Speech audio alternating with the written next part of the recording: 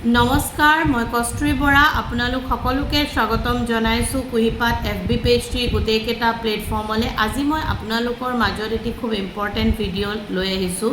যি ভিডিঅ'ত মই আপোনালোকৰ লগত শ্বেয়াৰ কৰিবলৈ বিচাৰিছোঁ যে সাইক'লজিকেলি আমাৰ মাইণ্ডে কেনেকৈ কাম কৰে আৰু লগতে আমাৰ মাইণ্ডে কাম কৰাৰ ক্ষেত্ৰত ব্ৰেইন ট্ৰেইনিঙৰ কি প্ৰচেছ হয় আৰু এই ক্ষেত্ৰত মেণ্টেল ষ্ট্ৰেংথৰ লগত ইয়াৰ কি মানে ৰিলেশ্যন আছে। চ' এই ভিডিঅ'টি অলপ ধৰক মানে সাইক'লজিকেল ষ্টুডেণ্টছখিনিৰ বুজাত সহায় হ'ব। লগতে এই ভিডিঅ'টি এনেকুৱা এটা ভিডিঅ' য'ত কিছুমান টেকনিকেল টেকটাইলছৰ মানে বস্তু ইনক্লুড কৰিবলৈ বিচাৰিছোঁ মই। চ' প্ৰথম কথাটো হ'ল আমাৰ মাইণ্ড বা ব্ৰেইনে কেতিয়াও মানে কি নকৰে,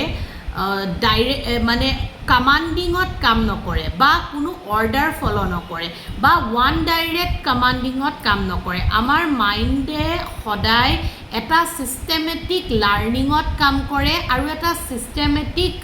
এডাপ্টেশ্যন মেথডৰ ওপৰত কাম কৰে। চ' এই ক্ষেত্ৰত যদি মই উদাহৰণ হিচাপে দিওঁ, প্ৰথম কথাটোতো হৈ গ'ল যে লণ্ডনত এটা খুব ইম্পৰ্টেণ্ট টেষ্ট হয়। সেই টেষ্ট অনুসৰি যিসকল গাড়ী চালক ড্ৰাইভাৰ আছে, সেই গাড়ী চালক ড্ৰাইভাৰসকলক লাইচেঞ্চ পাবৰ বাবে এটা টেষ্ট দিয়া হয় আৰু সেই টেষ্টটো একচুৱেলি আমি সকলোৱে জানো, সেই টেষ্টটোক দ্য নলেজ টেষ্ট বুলি কোৱা হয় যদিও বা সেই টেষ্টটো এনেকুৱা এটা টেষ্ট হয় যি টেষ্টত লণ্ডনৰ যিবোৰ ৰাস্তা ঘাট আছে, লণ্ডনৰ যিবোৰ কাটছ আছে, highway, red light area, traffic light area বা যিকোনো ধৰণৰ স্পেচিফিক প্লেচ মানে য'ত ষ্ট্ৰীট ৰোডত আছে সেইবোৰৰ ওপৰত ট্ৰেইনিং দিয়া হয় আৰু সেইবোৰ মনত ৰাখিবলৈ দিয়া হয়। চ' সেই মনত ৰখাৰ ক্ষেত্ৰত সেইসকল ড্ৰাইভাৰকহে ব্লেক টেক্সিখনৰ লাইচেঞ্চ দিয়া হয় বা লিগেল ড্ৰাইভিং লাইচেঞ্চখন দিয়া হয়, যোনে এই টেষ্টটো পাছ কৰে। আৰু এই টেষ্টটোক বহুতে মেমৰি টেষ্ট বুলি কয়, কিন্তু একচুৱেলি এইটো মেমৰি টেষ্টৰ লগতে এটা সাইক'লজিকেল টেষ্টো হয়, যিটো চাইণ্টিষ্টসকলে নিউৰ'প্লাষ্টিচিটি বুলি কয় এই টেষ্টটোৰ মানে যিটো ৰিজন। চ' এই ক্ষেত্ৰত এই ৰিচাৰ্চটো আগবঢ়াইছিলে এলিনিয়াৰ মেকডুৱেলে। তেখেতে যিসকল ড্ৰাইভাৰে লাইচেঞ্চখিনি পাইছিলে সেই লাইচেঞ্চখিনি পোৱা ড্ৰাইভাৰসকলৰ এটা MRI কৰাইছিলে আৰু MRI কৰোৱাৰ পিছত তেখেতে এটা বহুত ডাঙৰ হিউজ মানে ডিফাৰেঞ্চ মানে মানে দেখিছিলে। সেইটো হৈ গ'ল আমাৰ যি ব্ৰেইনৰ হিপ'কেম্পাছ আছে, সেই হিপ'কেম্পাছৰ কাষৰ এৰিয়াখিনি ছাৰ্ফেচখিনি বহুত লাৰ্জ ছাৰ্ফেচত গ্ৰে হৈ গৈছিলে সেইসকল ড্ৰাইভাৰৰ যিসকলে লাইচেঞ্চ পাইছিলে। চ' ইয়াৰ পৰা আমি এটা কথা জানো যে আমাৰ ব্ৰেইনে বা আমাৰ মাইণ্ডে সেই বস্তুটো খুব সোনকালে এডাপ্ট কৰে আৰু খুব সোনকালে লাৰ্ণ কৰে, যি বস্তুটোক আমি এটা কনচিষ্টেঞ্চিৰে আৰু এটা এফৰ্ট মানে এফিচিয়েঞ্চিৰে আমি কি কৰি গৈ থাকোঁ, মেইনটেইন কৰি গৈ থাকোঁ। এই ৰিচাৰ্চটোক আৰু বেছি মানে ফলপ্ৰসূ কৰে, মানে আৰু বেছি এফেক্টিভ কৰে বেলেগ 2-3টামান ৰিচাৰ্চে। তাৰ ভিতৰত কেলিফৰ্ণিয়া ইউনিভাৰ্চিটিৰ ৰিচাৰ্চৰ কথা ক'ব লাগিব, য'ত একচুৱেলি এটা কথা কোৱা হয় যে একচুৱেলি আমি ভুল হিচাপে আমি সেই বস্তুটো ভাবি লওঁ যে এটা নতুন হেবিট হ'বলৈ 21 দিন সময় লাগে, কিন্তু নহয়, এটা নতুন হেবিট বিল্ড হ'বলৈ সদায় 66 ডেজ সময় লাগে। কাৰণ মই কৈ গ'লোঁ নিউৰ'প্লাষ্টিচিটিৰ কথা, বিকজ যেতিয়া আমি এটা কাম কৰি যাম প্ৰথম সপ্তাহত সেই কামটো কৰি যাওঁতে সেই কামটোৱে আমাৰ মাইণ্ডত এটা ৰাস্তা বনাব। এসপ্তাহৰ পিছত সেই ৰাস্তাটো যোৱা ঠাইখিনি ক্লিয়াৰ হ'ব এমাহত সেইটো হেবিট হ'ব আৰু তাৰ পিছত কণ্টিনিউ 6 মাহলৈ সেই একে কামটো কৰি থাকোঁতে সেই কামটো আমাৰ আইডেণ্টিটি আৰু আমাৰ বিহেভিয়াৰ হৈ পৰিব কাৰণ আমাৰ মাইণ্ডে সেই বস্তুটো ফেইথ বা বিলিভত লয় যি বস্তুটোৰ ওপৰত এক নিৰন্তৰ মানে এটা কনচিষ্টেঞ্চি গতি গৈ থাকে কাৰণ এই মানে এক্সাম্পলটোৰ আৰু এটা খুব ভাল এক্সাম্পল যদি মই সাইকোলজিকেলি আমাৰ মাইণ্ডে কেনেকৈ কাম কৰে বুলি কওঁ তেন্তে বুজাবলৈ হ'লে ধৰি ল'লোঁ মোৰ আজি মানে এলাহ লাগিছে বা আমাৰ এলাহ লাগিছে কিন্তু আমাৰ কাম আছে চ' আমি কি কৰিব লাগে সেই সময়ত আমি আমাৰ যিটো মানে ইণ্টেনশ্যন ন সেই ইণ্টেনশ্যনটোক আমি কি কৰিব লাগে আমাৰ এটা এক্টিভিটিলৈ টাৰ্ণ কৰিব লাগে সেই সময়তে আমি উঠি গৈ বেচিনত মুখখন ধুই আমি বিচনাত নবহি সোফা বা চকী এখনত বহিব লাগে আৰু আমি নিজকে ক'ব লাগে যে 5 মিনিট মই সোফা বা চকীখনত বহিলোঁ তাৰ পিছত মই ডিচাইড কৰিম মই কি কাম কৰিম ঠিক তেনেদৰে যদি আপুনি কোনোবাই আপোনাক মটিভেশ্যনৰ নামত বা কিবা এডভাইচৰ নামত কয় আপুনি য়োগা কৰক মেডিটেশ্যন কৰক আপুনি নিজকে ডিচিপ্লিন কৰক সেইটো পচিবল নহয় মই মোৰ আগৰ বহু ভিডিঅ'ত কথাখিনি কৈ গৈছিলোঁ এতিয়া তাৰ ঠাইত আপুনি কি কৰিব আপুনি নিজক এটা টাস্ক দিব যে মই এই বস্তুখিনি কি কমপ্লিট কৰিব লাগিব মোৰ কিবা কাম হ'ব পাৰে পঢ়া শুনা লিখা বিভিন্ন লেপটপৰ কাম বিভিন্ন নিজৰ কাম যদি মই ইমান সময়ৰ ভিতৰত কামটো কৰিব নোৱাৰোঁ বা মই ফ'কাছ বা এটেনশ্যন দিব নোৱাৰোঁ চিম্পলি সেইটোৱে তেন্তে মই মোৰ ফোনটো গৈ বেলেগ এটা ৰুমত থৈ আহিম যদি মই য়োগা বা মেডিটেশ্যনত প্ৰথম 2-3 দিনত মই ফ'কাছ আনিব পৰা নাই তেতিয়াহ'লে এইটো নহয় যে মই মেডিটেশ্যন বা য়োগা নকৰিম কিন্তু মই সেই মেডিটেশ্যন বা য়োগাত যিখিনি আৰু এফিচিয়েঞ্চিত সময়ৰ দৰকাৰ সেই সময় বা ডিউৰেশ্যনটো মই বঢ়াই দিম এই কথাখিনি কওঁতে এই মানে টেকনিকটো বা সাইকোলজিকেলি ব্ৰেইনে কেনেকৈ কাম কৰে সেই কথাটোৰ মেইন থিয়ৰিটো আগবঢ়াইছিল পিটাৰ উইটজাৰে যাক আমি EI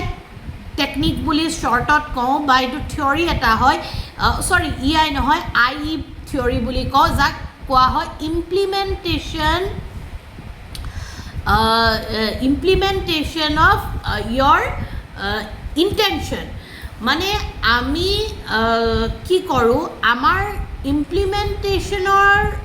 ওপৰত আমাৰ ইণ্টেনশ্যনটোক আমি এক্ট কৰাব লাগে বা এক্টিভেট কৰাব লাগে যদি আমাৰ ইণ্টেনশ্যন ধৰক কিতাপ পঢ়া নহয়ও মন যোৱা নাই কিন্তু তাক আমি এটা একশ্যনছলৈ ৰূপান্তৰ কৰিলে বা তাক এটা বেলেগ ডাইভাৰ্চিটিলৈ লৈ গ'লে সেই বস্তুটোৱে আমাক বেছি ভালকৈ কাম কৰিব বা আমাৰ মাইণ্ডে সেই বস্তুটো বেছি সোনকালে ল'ব যেনে ধৰক এটা ৰাস্তা দি আমি গৈছোঁ প্ৰথম দিনা সেই ৰাস্তাটোত একো পৰিৱৰ্তন নহয় কিন্তু আমি যদি সদায় সেই ৰাস্তাটোৰে যাবলৈ লওঁ সেই ৰাস্তাত পৰি থকা ঘাঁহ বন মাটিখিনি মানে কি হ'ব ডবি যাব চাপ পৰিব আৰু লাহে লাহে সেই ৰাস্তাটোৰ সেই ঠাইখিনি গাঢ় হ'ব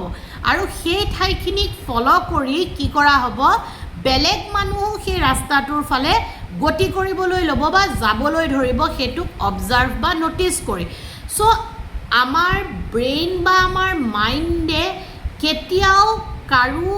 এটা ডাইৰেকশ্যন আৰু কামাণ্ডৰ ওপৰত ফ'ল' কৰি নিজৰ ডেইলি ৰুটিনেই হওক ফিউচাৰেই হওক বা এৰি থৈ অহা সময়খিনিয়ে হওক কাম নকৰে ইয়ে সদায় এটা ছিষ্টেমেটিক লাৰ্ণিঙতে কাম কৰে আৰু ছিষ্টেমেটিক লাৰ্ণিঙত আপুনি কি ইনফৰমেশ্যন ফিড কৰিছে তাক আপুনি কেনেকৈ ডাইৰেক্ট কৰিছে সেইটো খুব বেছি ইম্পৰ্টেণ্ট হৈ যায় ধৰি ল'লোঁ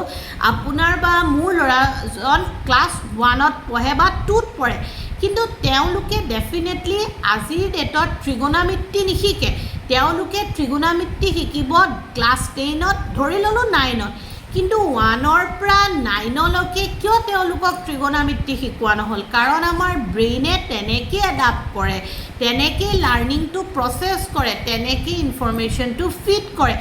না কি আমি কোনোবাই আমাক কিবা এটা কৈ দিলে আমি কৰিম না কি কোনোবাই আমাক কিবা এটা বুজাই দিলে কৰিম তেতিয়ালৈকে নকৰোঁ যেতিয়ালৈকে আমাৰ সেই বস্তুটোৰ লগত ডাইৰেক্ট ইণ্টাৰেকশ্যন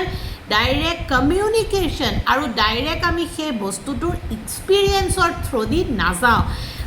এই ক্ষেত্ৰত মই আৰু এটা কথা শ্বেয়াৰ কৰি যাওঁ মেণ্টেল ষ্ট্ৰেংথ মানে কি what is the mental strength আমিতো আজিকালি ছ'চিয়েল মিডিয়াৰ সময়ত য'তে ত'তে যিয়ে তিয়ে ভিডিঅ' পাই থাকোঁ মেণ্টেল ষ্ট্ৰেংথ মেণ্টেল ষ্ট্ৰেংথ বা ইম'চনেল ষ্ট্ৰেংথ সেইটো নহয় যি আপোনাৰ মনৰ ভিতৰৰ ভাৱ চিন্তা ভাৱনা শক্তি চব নোহোৱা কৰি দিব আৰু আপোনাক কি কৰিব ফ্ৰী কৰি দিব নহয় মেণ্টেল ষ্ট্ৰেংথ হৈছে এনেকুৱা এটা প্ৰচেছ য'ত আপুনি জানিব লাগিব যে আপুনি কিমান শিকিলে সেই শিকাৰে আপুনি কি এপ্লাই কৰিলে আৰু আপুনি কিমান দূৰ যাবলৈ বাকী আছে সেইটোহে হৈছে একচুৱেল মেণ্টেল ষ্ট্ৰেংথ আৰু মেণ্টেল ষ্ট্ৰেংথ কেতিয়াও এদিনত নহয় মেণ্টেল ষ্ট্ৰেংথ বাঢ়িবলৈ বা মেণ্টেল ষ্ট্ৰেংথ আপোনাৰ পৰা কমিবলৈ ইয়াক এটা সময় লাগে ঠিক তেনেদৰে কেলিফৰ্ণিয়া ইউনিভাৰ্চিটিটো এটা এক্সপেৰিমেণ্ট হোৱা বুলি কৈছিলোঁ য'ত তাকেই বুজোৱা হয় যে অভ্যাস ৰিপিটেশ্যন আমাৰ ব্ৰেইনে আমাৰ মাইণ্ডে ৰিপিটেশ্যনৰ ওপৰত বিলিভ কৰে চ' হোৱাট ইজ ৰিপিটেশ্যন আপুনি যদি নতুন অভ্যাস এটা গঢ় দি লয় তেতিয়াহ'লে এনেকুৱা নহয় যে পুৰণা অভ্যাসটো আপোনাৰ জীৱনত নোহোৱা হৈ গ'ল আপোনাৰ জীৱনৰ পৰা একেবাৰে গুচি গ'ল প্ৰথমতে আপোনাৰ নতুন অভ্যাসটো নতুন হেবিটলৈ পৰিৱৰ্তন হ'বলৈ 66 ডেজ লাগিব 66 ডেজৰ পিছত সেইটো আপোনাৰ আইডেণ্টিটি হ'ব যেতিয়া আপোনাৰ নতুন অভ্যাসৰ পুৰণা অভ্যাসৰ স্থানত নতুন অভ্যাস আহে তেতিয়া পুৰণা অভ্যাস বা আপোনাৰ বেয়া অভ্যাসটো ছাপ্ৰেছ হৈ যায় আৰু